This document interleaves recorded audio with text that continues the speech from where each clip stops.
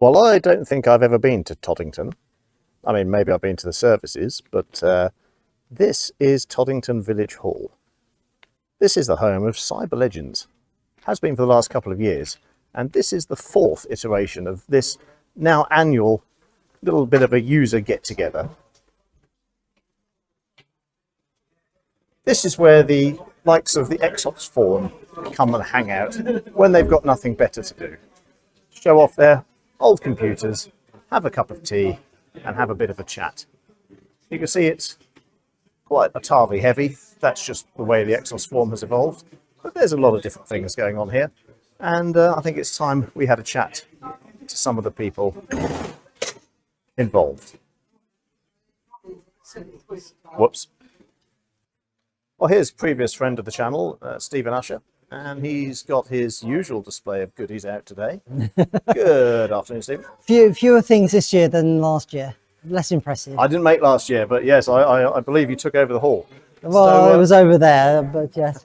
So what I've got what do we have today is basically stunt QL, a QL that's just got, I'm using for developing my bare metal diagnostic ROM, which doesn't actually need any working memory to start up.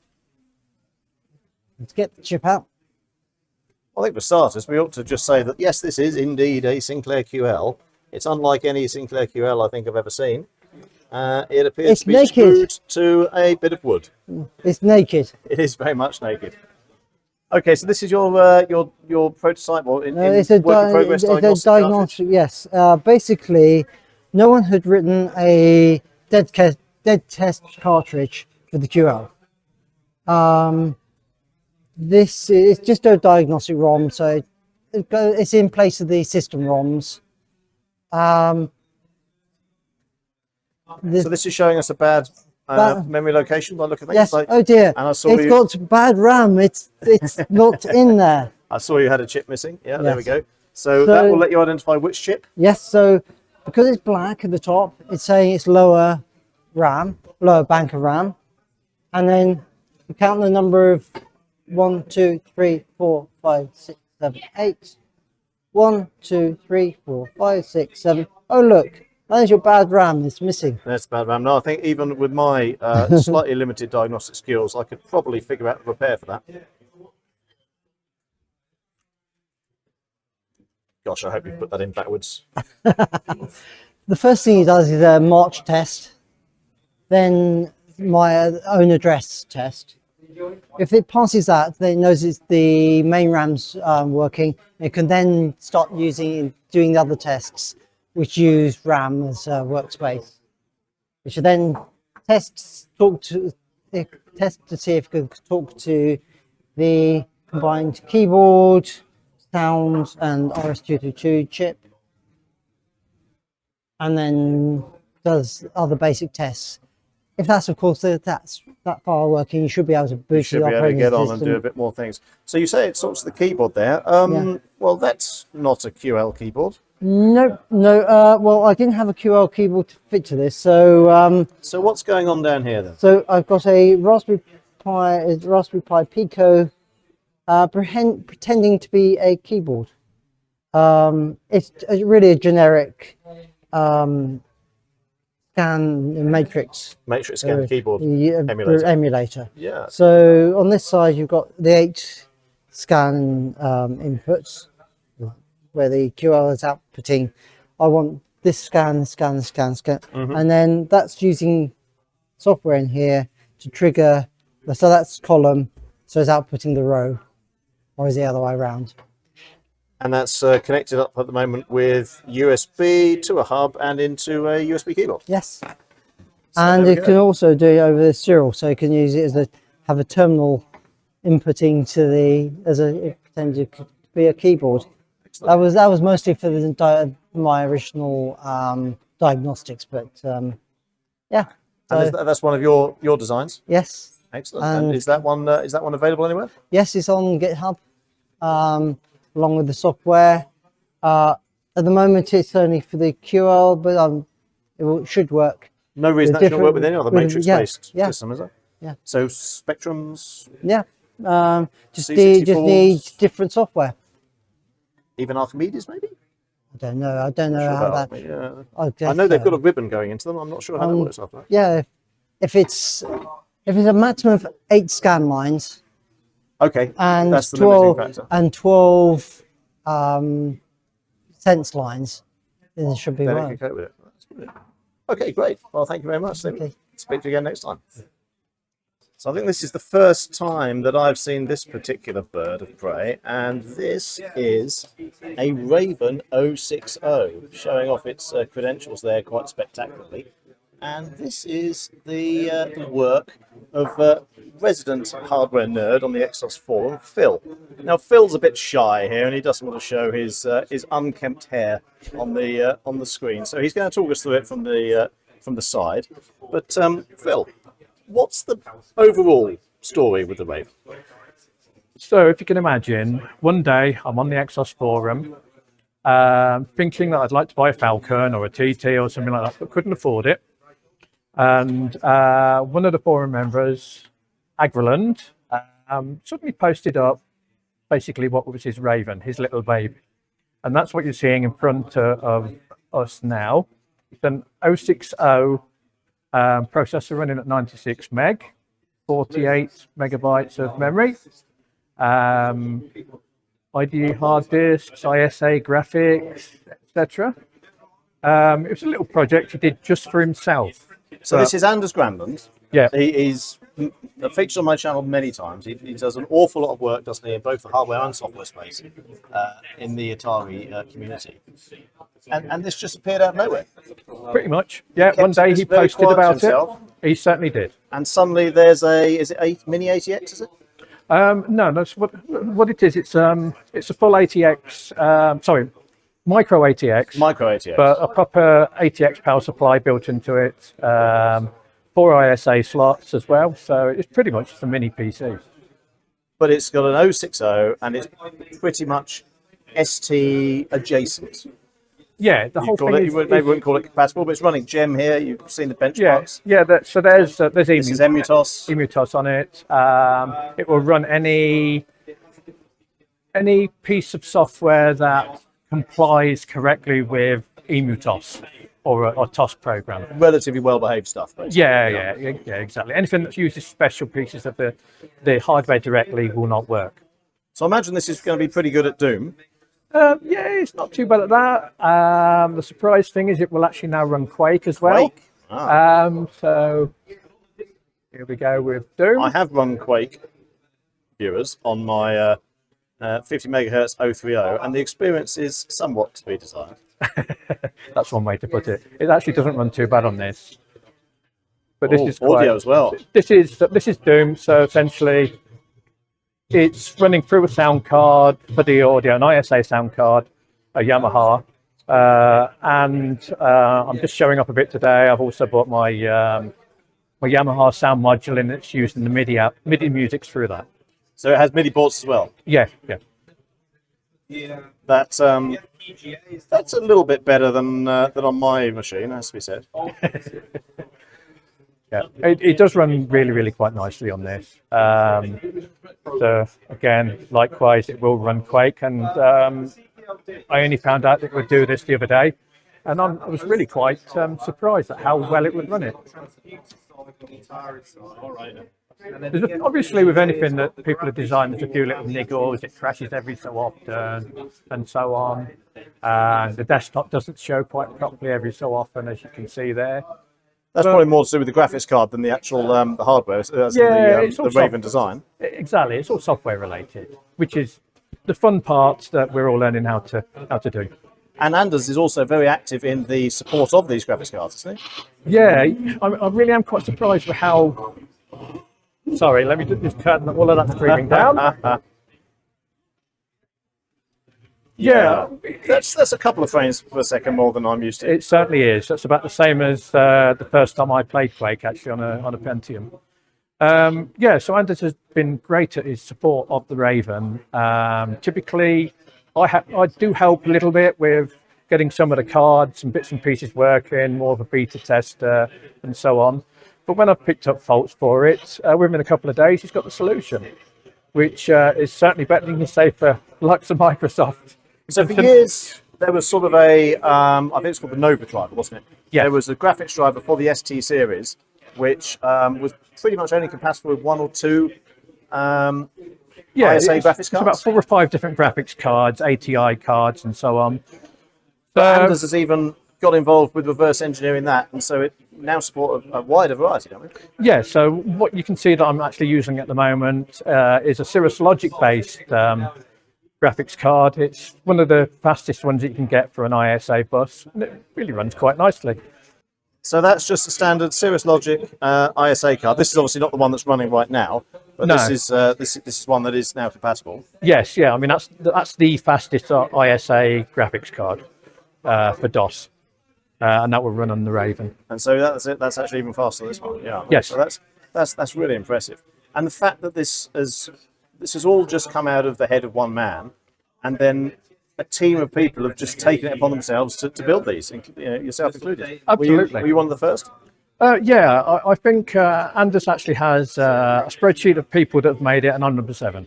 And that includes his first 2 that he'd made with himself on it.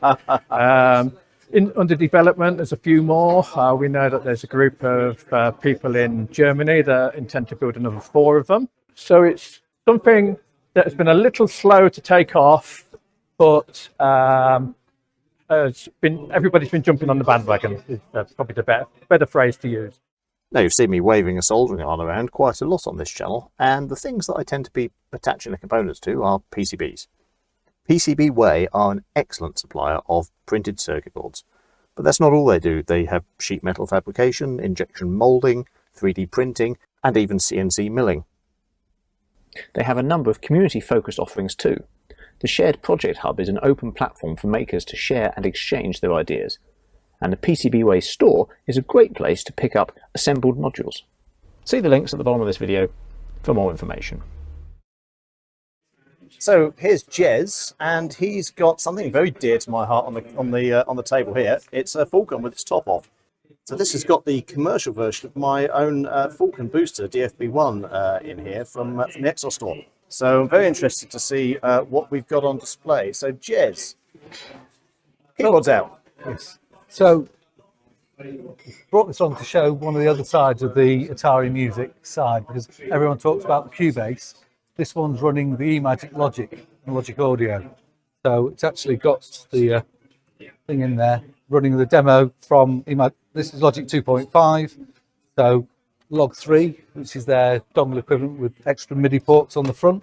Ah, okay. Unity 2, that's also got MIDI ports on it, but also does the sync to tape like a Mid-X Plus for Cubase. And there's plugins go onto that, things like Human Touch, Steady Eye, etc. So it gives you quite a suite of music software. Was this all originally for the Falcon, or is this ST stuff that works on the Falcon? It can run on the ST, but it's Really? enhanced on the Falcon, and it works on the TT. So Oh, that's great. So it's very good. With the plugins like this, you've actually got 96 MIDI channels on the standard Atari without any other externals. So it's very useful for lots of old synths without having too many MIDI delays through the system. So all it's really doing at the moment is playing a demo song, which are in my headphones, through a sound canvas, an 8820.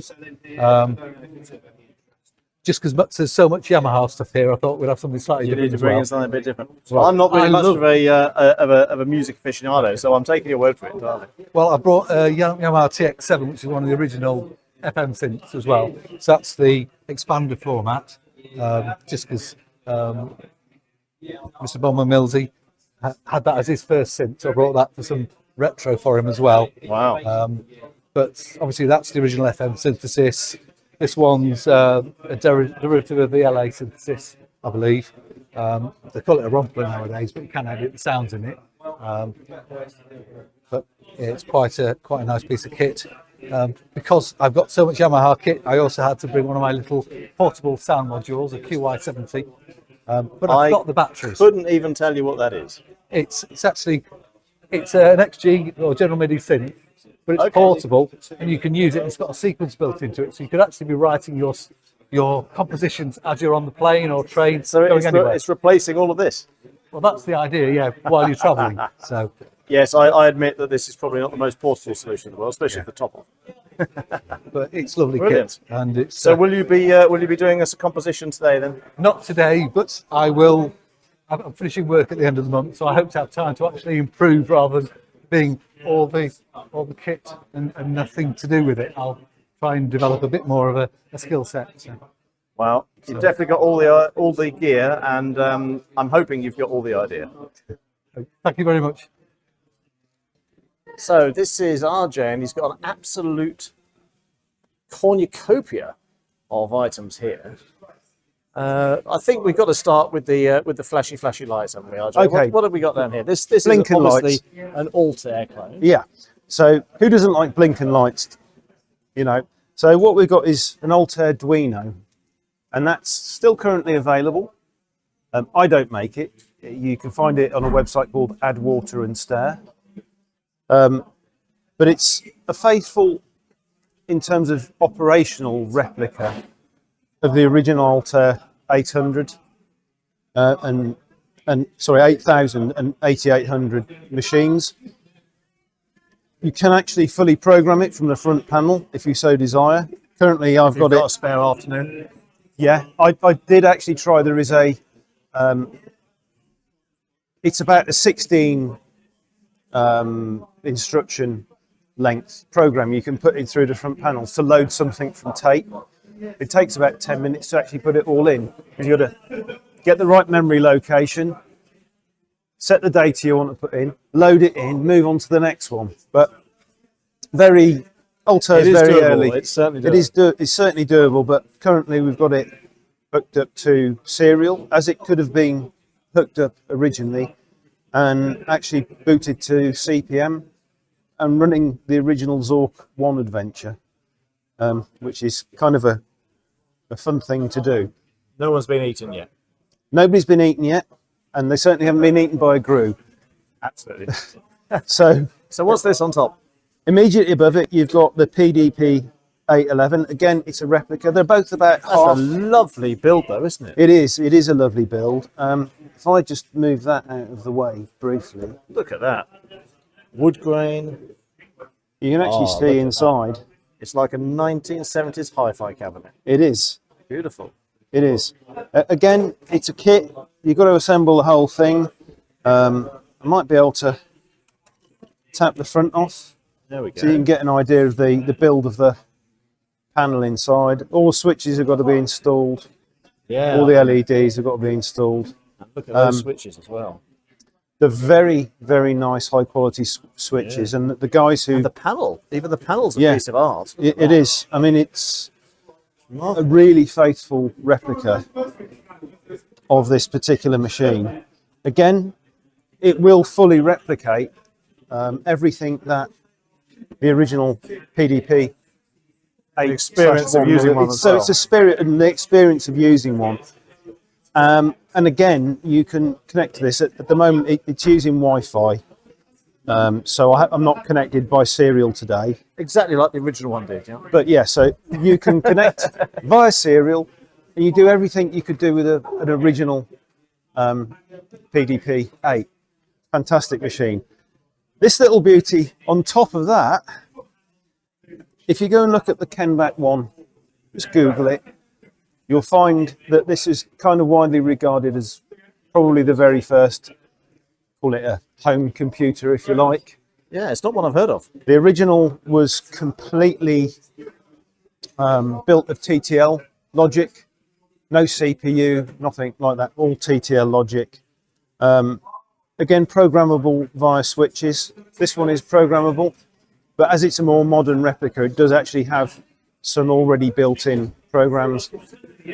This is a sieve of Eratosthenes that's running. I keep Easy getting for you that to wrong. say. But you can do other things. You can turn it into a digital clock, all that kind of stuff. Built Takes up a little bit less space. takes than up a the little bit. Altair. That's about half. Yeah, that's about half scale again, and it comes from the same people as the Altair Duino. So what's this one down here? This is called a pickle. And there's a person called Karen Orton originally designed it. This particular one's based on a PIC, and it has some battery-backed RAM. There's not much else going on there, is there? No, the whole thing is just absolutely tiny, but it actually runs BASIC, which is what we can see here. That's the second window going on the on over second here. window, yeah. So, Alta, Arduino, and Pickle. Welcome to Cyberlegends 4. Indeed. Welcome indeed. And so that's, I that's was a direct gifted that one. contrast. That one is very modern. that one is very modern. These ones are replica old school, Yeah. but there's something a little bit more original over here, I think. This, Look at this monitor. And is that a replica? Is that That's an a original? replica. That's a replica. I'm all about the replicas, me. All that. However, Look at that. That looks absolutely original, doesn't it? it's a very good replica. It's actually probably my favourite replica that I've built at the moment, because I've only just built it, and it is very, very accurate. But this is actually a 3D printed case. The original was vac formed. That's a 3D printed case. Yeah. But the actual main board is a full So replica. it is. That's so nicely done. Yeah. I don't know that grain is going to come out on video at all. That is remarkable. Yeah, it is a very good case, and it should be for what it cost me. So the keyboard is a relatively accurate replica. The main board is actually a full replica of an issue 2. The only real difference between this main board and original is that this has got composite out. Oh, so that's running composite on that little monitor now, is it? Yeah, that's got a little composite bit in the back there, so it's able to pick that up, and it picks it up beautifully.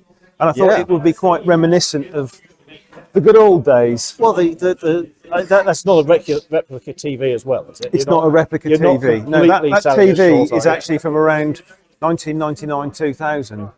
But it just so happens it does a turn. It does everything ideally. Yeah. Yeah. Perfect. And in fact, the RAM pack, that is a real thing. That's actually the real ZX81 RAM pack, but they're 2 are cross compatible. So do we dare you to wiggle it then? Is it glued in? Ah, Just like the old days. it's gone. Yeah. Oh goodness Yeah. me! Can you imagine the So- pain? Can you imagine the pain? What we have at the back here has been very annoying. This is what's called a C1P MF in that particular configuration. So the bottom board, which is the main computer, is an OSI 600D replica. And that replica is very, very similar to a machine called the UK 101. Oh, yeah. Yeah. So basically, the people who made UK 101, they stole the design and turned it into 50 hertz instead of 60 hertz. The top, yeah, that's right. Yeah. So the top board is basically a RAM expansion and floppy expansion board, and it will work with a Gotek when it actually works, but it decided not to today. But again, that whole thing is a replica, and you know we're looking at a machine with 32K of RAM. And this is absolutely lovely new keyboard. It is. The chap who designed it, a guy called Clyball, when he decided to do it, he decided he was going to change the original keyboard switches for Cherry MX. So Series. this must be a sensationally good way of inputting, way of accessing the machine compared to the original. Then. It is, yeah. It's really good. And then on the top here, we've got what's called a data separator, and that's specifically designed for the floppy drives. And bear in mind that this will also work with 8-inch floppy drives. So what sort of era are we talking about for the original here? Late 70s? Mid to late 70s. I think it's 1979, I think. Oh, here we go. Look, there's a copyright on the board here.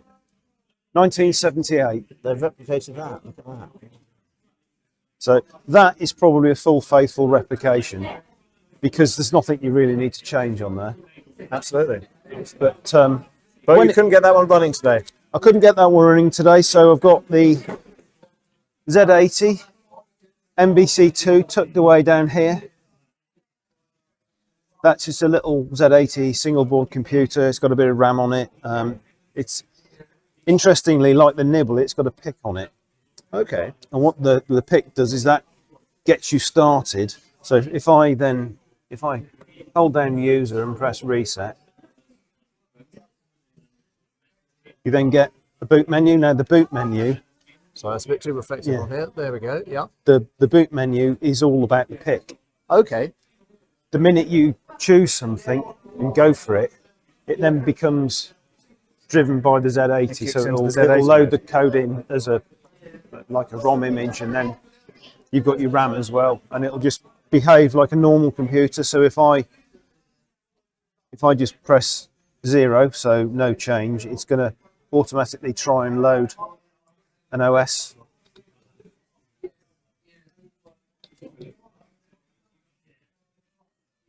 It is flashing. It is flashing. Ah, the Oh, wonders there of we go. demonstration. There we go. I think the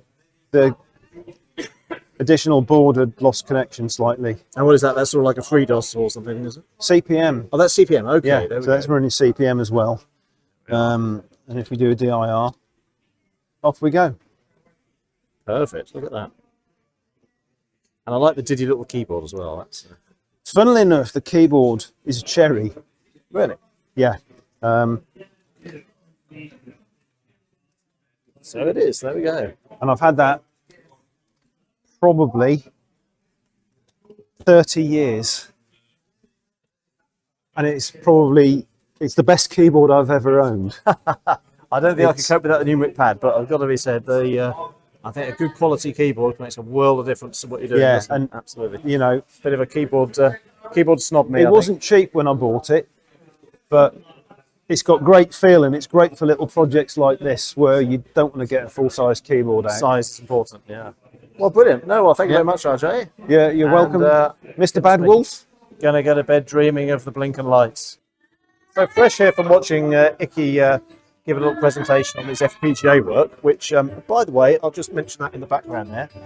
That is an STF recreation board, H5 board, and that is running. All the main custom chips there are on FPA now. Oh, so like the MMU's not, but the other two, look at that. So that's the progress that's been made on that, and it's absolutely sensational. But this is actually what I wanted to ask you about this time, Icky, because I don't think I've seen one of these in real life before. This is the Spectrum Next. It is indeed. And How I'm long not. have you had this? I've had it about when the Kickstarter 2 came out, so it's probably last Christmas. Last Christmas. I'm not the best authority of Spectrum Next, but it's a lovely design. If you had a Spectrum before, especially the Plus, Spectrum Plus, Yeah, the looks- 128s or something. yeah, Yeah, looks no. very similar. Designed by the same person, Rick Dickinson, I think his name is. But yeah, this is a lovely piece of kit. The keyboard, yeah, Sorry, lovely feel to it. Keyboard nerd. Yeah. Yep. But yeah, you can run the old Spectrum games on there, load them like it was on a tape, or load it faster because it used to be very long, taking time. The next side of it, a lot more powerful, more graphics and so forth. There's a big development community out there for developing games. But there's other cores as well. So there's a Sinclair QL core. I think there's a BBC Micro B. There's also the ZX80, ZX81 core. And I believe for the Kickstarter 3, they're going to do the Commodore 64 core as well. Oh, that's a disgrace. Can't- Yes. All right, so I'm going to talk about Phoenix Blue and more, which is some of the FPGA efforts that's going on the forum. There's a group of us that are sort of working on this, about three, Exxos, myself, and Igor. Many of you have seen some of the work that Igor's done with the cores, and we've been working to effectively bring boards together for the actual original ST so that we can replicate the original chipset.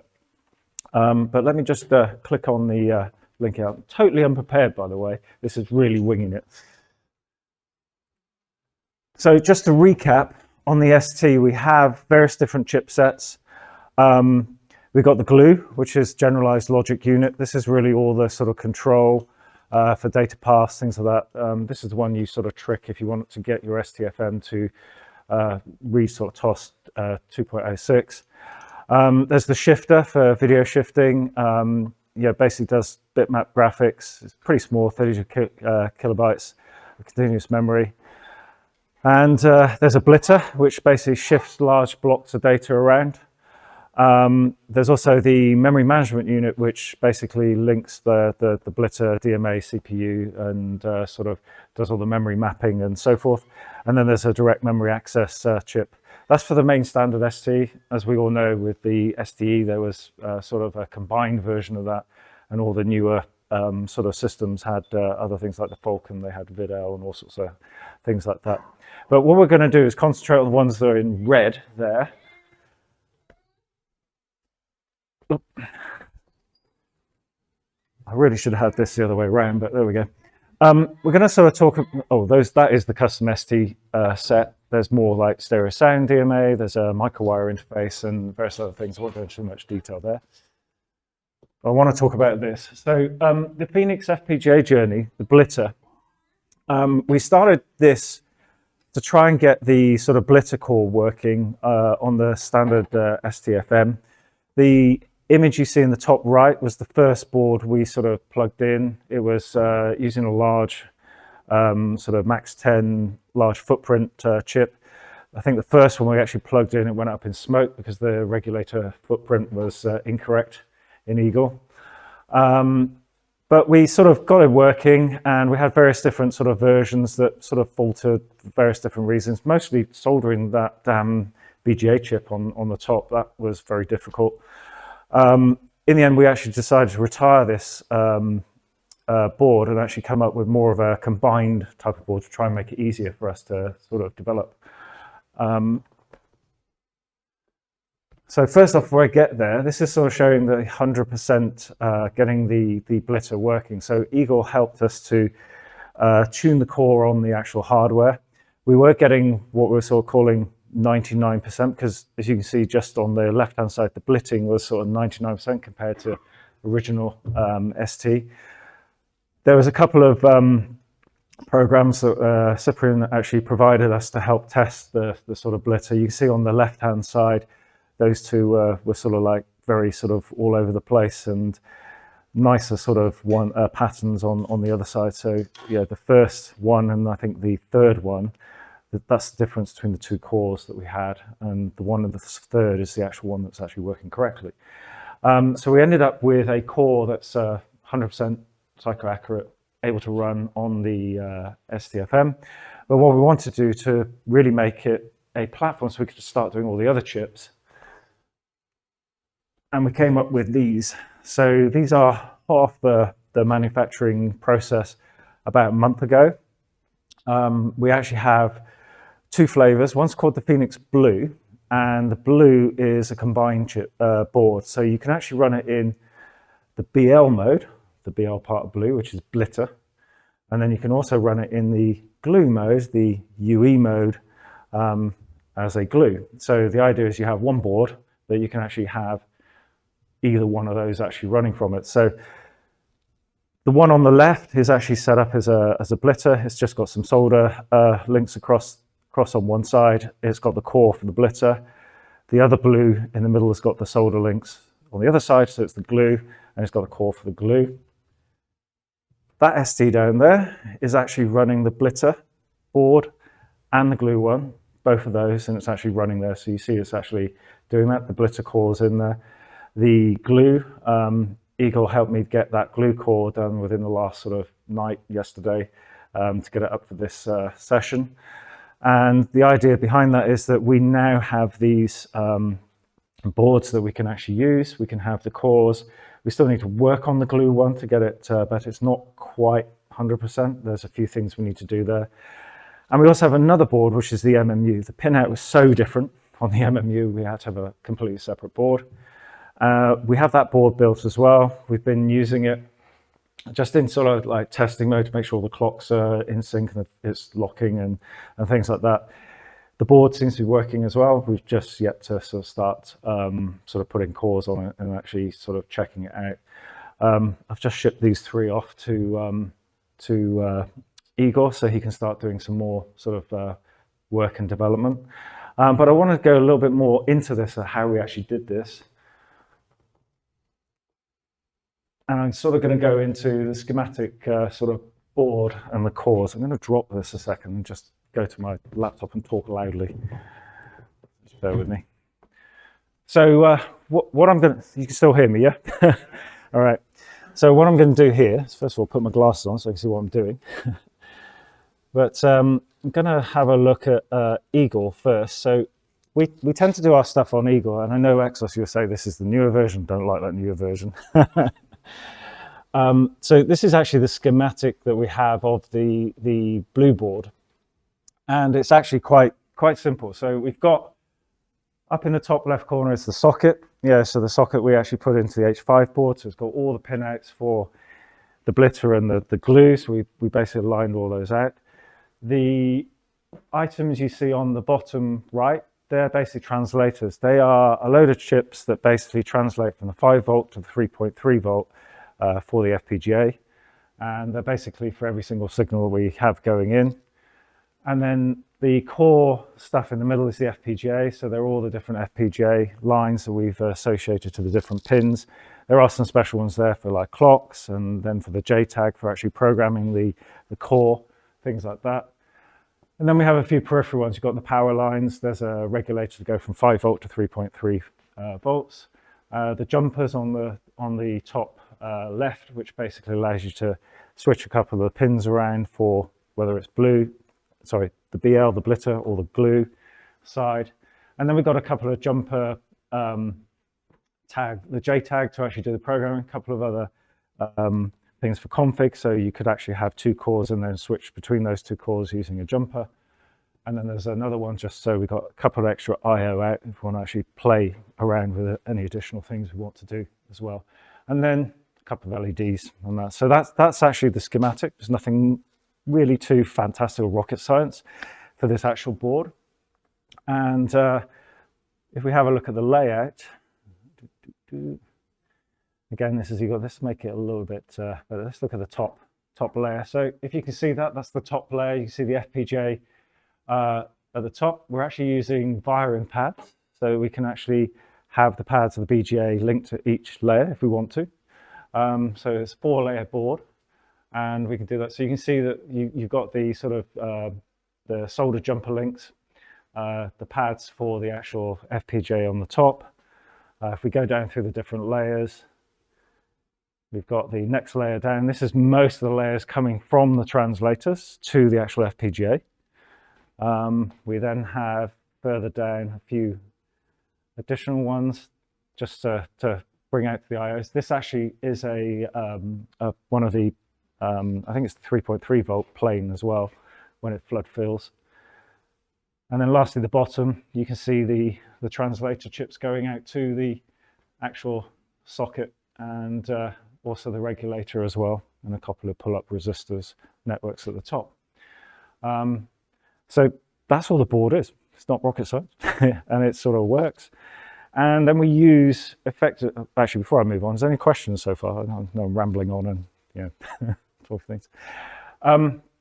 We actually use Quartus because we're using the Intel Max 10 chip as our sort of FPGA. I actually use Linux in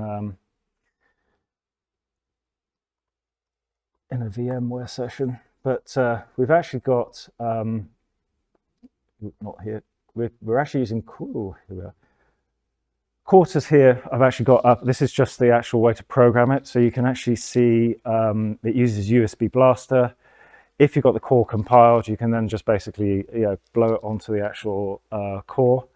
Let's see if I've actually got the rest of the stuff up here. Yeah, so we actually have, for example, this is the glue.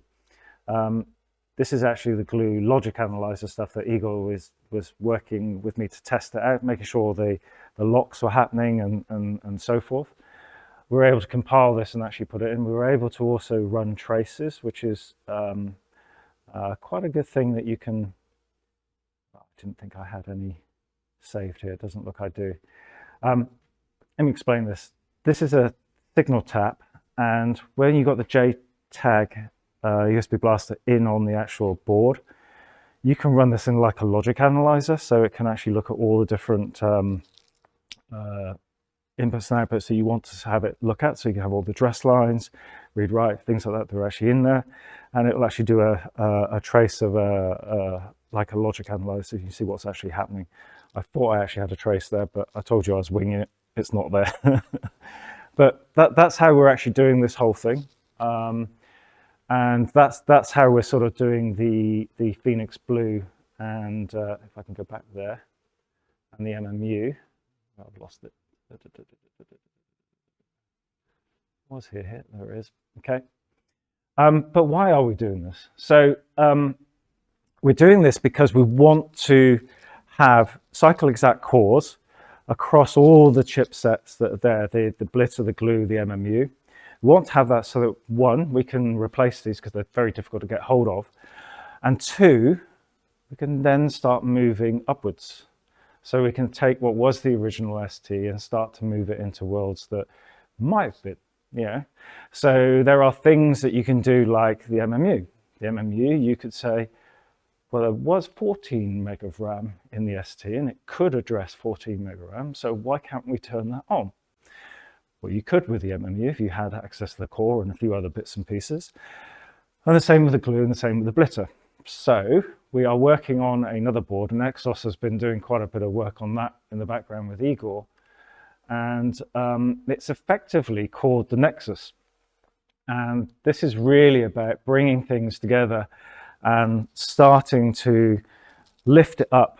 And one of the goals that Exxos is looking to try and do with this is be able to take the bus speed up to something like 32 megahertz, having a Blitter run at a lot more faster rate than it is currently, expand that memory, and do many other things with this as well. And also put the shifter into this as well. So basically it's a watch this space thing, because there is more to come with this, but we want to get these cores right, working with Igor to get these done, which gives a first base for this and people to be able to put these into machines to have the original chips replaced.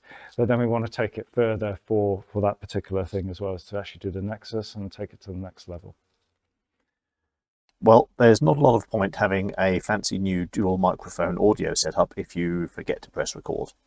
And I did, twice. So these last two clips I've put at the end, they're using the backup audio built into my camera, so they're a little bit noisy. So here we are. Here's Steve. Hello, Steve. Hello. What are you working on here then? I'm just updating Mr. Bombazilli, Tony's 80W800 card. So it's got a new CPLD firmware and a new FPGA firmware. So this is the transputer, the modern transputer recreation that also acts as a graphics card, yeah? Yeah, so they just added a few updates, so you can have 4 megabyte of VRAM now, and they've increased the speed of the transputer and the FPGA. So I've got all of the tools to update it, so I thought I'd do it for him while I was here. But you run into a bit of a problem. Yeah, I need to get the actual firmware file. His CPLD is a different one to mine, so they've got two different types. So this is the Mega SC version, yeah? Yeah. So it supports the two different buses here. That's the Mega bus, isn't it? And then that's the VME for the Mega SCE. So what, do you have the Mega SCE version? Yeah, I do. Yeah. Okay. All right. So there we go. You see, this is the modern, up-to-date way that we do retro electronics. Yes. And that's an original transputer right there. Oh wow. So that's that's a T800. Look at that. So that's the top of the line one. It's got a floating point unit. Wow. So that's an original 90s. 80s chip. So and this can mount that, can it? In these Yeah, sockets? sort of. You can fit two of these. side by side, and it lets you you can use the onboard one for a lot of things, but then these are good for floating point because the onboard one doesn't have a floating point in it. I see. Because that's the modern recreation, that's emulation, or not emulation, reimagining in FPGA. Yeah, it's really fast, but yeah, if you want to do fractal generation or ray tracing, you want to have the real deal. Okay, well I won't keep you too long with that one then, but I do want you to tell me a little bit about this very strange looking SGI workstation over here. Oh yeah. As I don't think I've seen one of these before.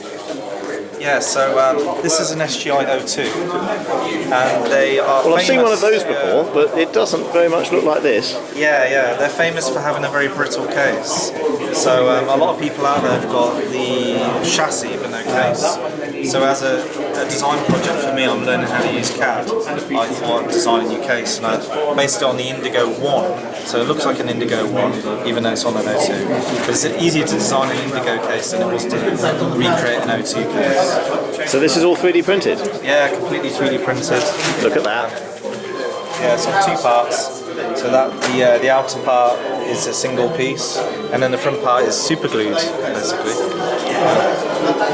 And then there's the base. So printed with the curve and everything? Yeah. Wow, oh, impressive. And here it is running on a very bijou little screen. Look at that.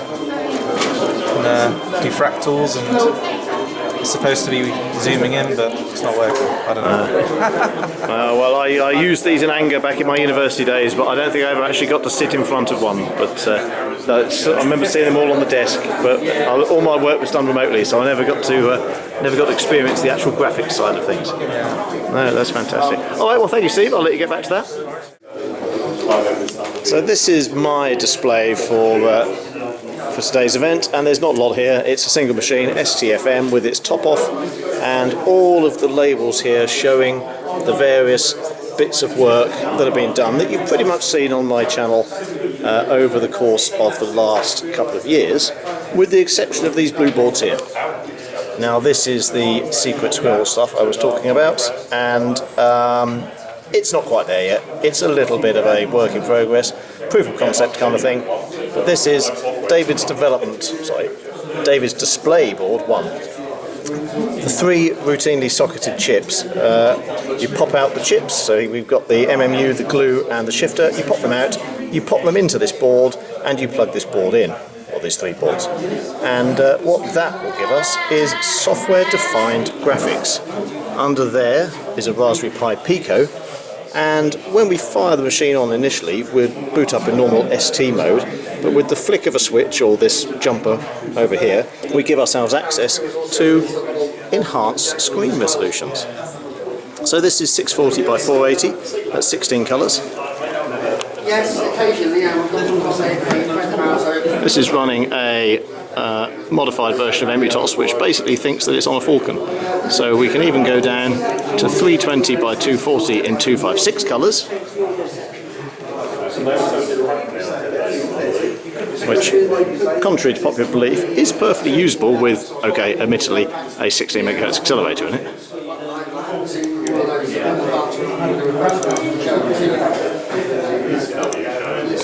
But something here is not quite right. There are 16 grayscale colours on the screen here, and yet up the top we also have pink and green. That's definitely proving there's more than 16 colours on the screen. The only issue I have at the moment is that the palette sniffing is not working. So I can't show you a pretty picture yet because it would all look a bit wonky.